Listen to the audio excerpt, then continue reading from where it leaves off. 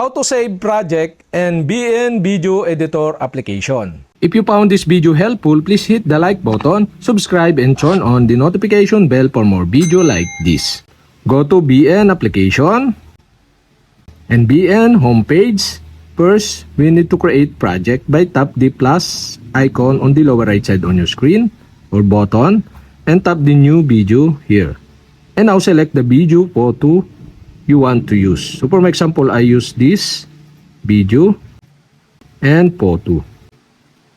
After that, tap the next to insert this video and photo on your project. Okay? So in this tutorial, I'll show you how to save this project. So to save, okay, you can see on the upper right side on your screen, the save icon. Beside of this downloading icon or exporting icon. So you can see here the save icon. Tap the save icon.